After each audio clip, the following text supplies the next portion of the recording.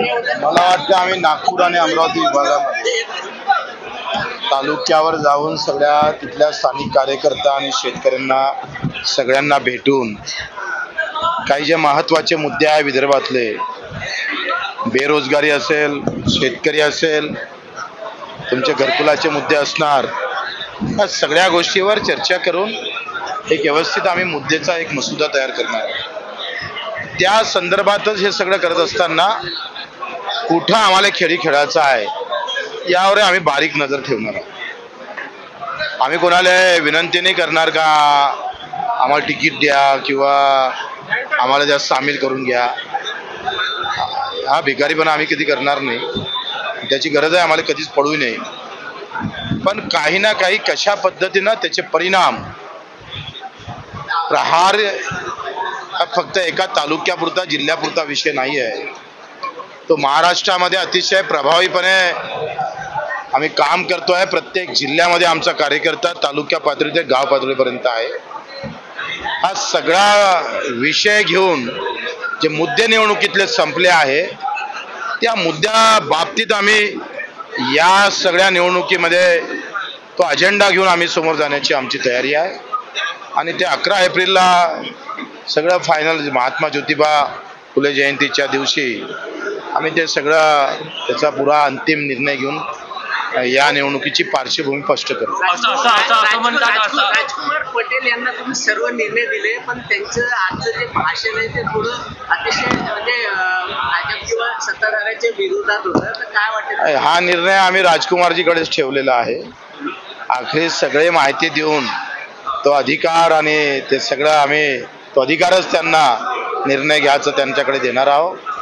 आणि तो जे निर्णय त्या राजकुमारजी घेईल ते आम्ही करू. लोकसभेच्या विजयाचा जो मार्ग आहे तो मेळघाटातून जातो आणि राजकुमार पटेल आणि राणांचे संबंध अनेकदा चर्चेत येत असतात. आज तुम्ही जे यांना जबाबदारी दिली तो काही राजकीय चतुरपणाचा एक भाग असू शकतो असं वाटतं? असं काय याच्यातलं चतुरपणाचं? राजकुमार हमारे दिल में है और हम उनके दिल में है. हम गहरे दोस्त भी है और हमारी पार्टी भी है.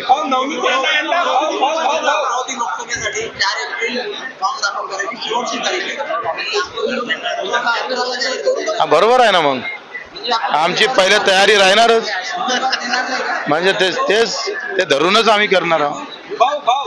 अरे मी काय सांगतोय, आखरी परिस्थिती पाहून हात मारला पाहिजे. आम्ही परिस्थितीवर लक्ष ठेवून आहे.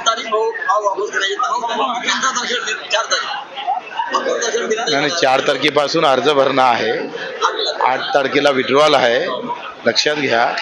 आणि आम्ही आमच्या सगळ्या प्रोसेस करून ठेवू. मी तुम्हाला काय म्हटलंय, निर्णय 11 तारखेला हा सार्वत्रिक जरी असला तर कुठं कशी चाल चलाची त्याला थोडी बंधनं आहे. वैचारिकदृष्ट्या पॅकअप मारलं असं म्हणता येईल काय? नाही, वैचारिकदृष्ट्या पॅकअप मारलंच नाही. आता तर आम्ही सुरू करणार आहोत लढाई.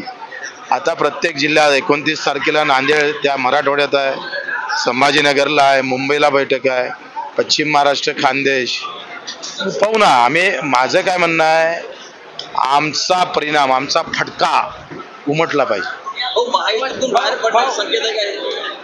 नाही, युतीतून बाहेर पडण्याचं किंवा आम्ही युतीत आहे का नाही आहे हेच पहिले विचारा समोरच्यांना, आणि मग आम्ही सांगू पडतो का थांबतो म्हणून. नवनीत राणा जो आहे, लोकसभेचा प्रश्न आहे, अमरावती लोकसभेमध्ये आनंदराव अडसूळ आता भाजपच्या कार्यालयात पोहोचून आले.